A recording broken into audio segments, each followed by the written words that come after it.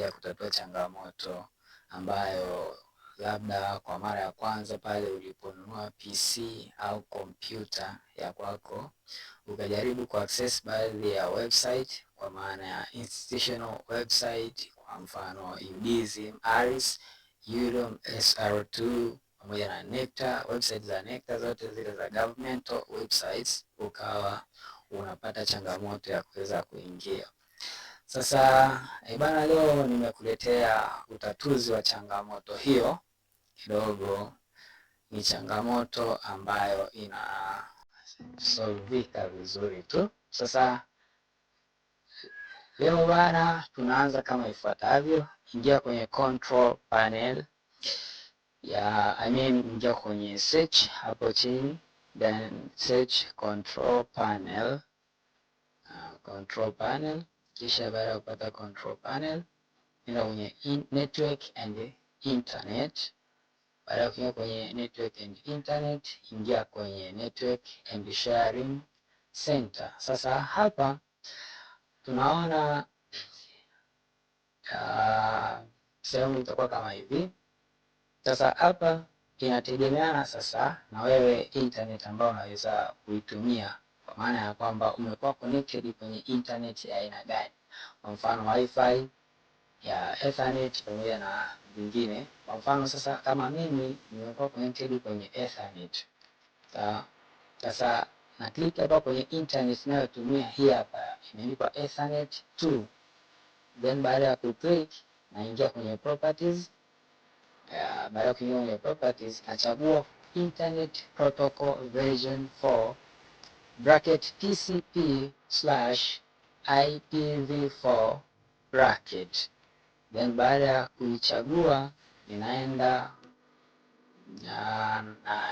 kuclick hapa chini kwenye properties.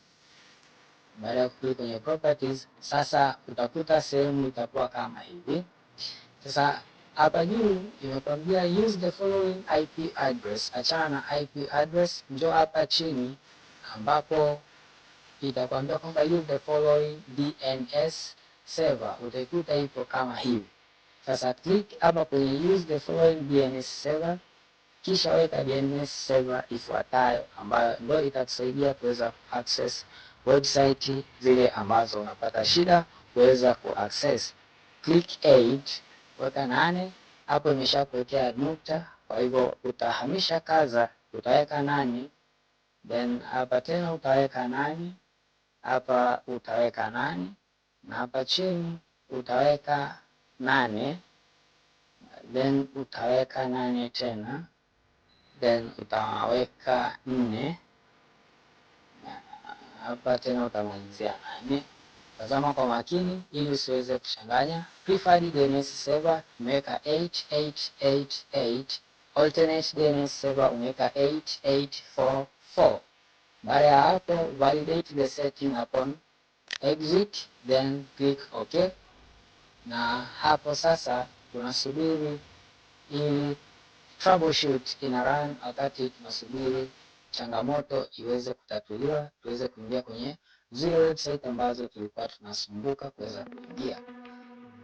Baada ya kufikia hapo, nafikiri ndio itakuwa tayari. Sasa hebu tujaribu kuingia kwenye website yoyote ile, kwa mfano labda UDSM ARIS.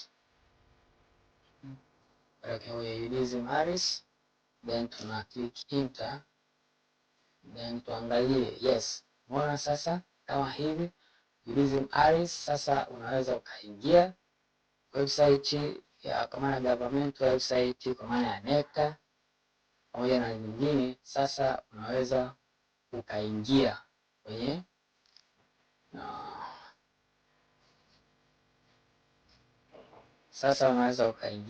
kwenye website kama hizi hapa, ukaingia vizuri bila changamoto. Itategemea na speed ya internet ya kwako ambayo unaweza kuitumia. Thank you very much for watching this video. Please subscribe, like and share if possible. Then karibu siku nyingine kwa ajili ya technological tips kama hizi hapa.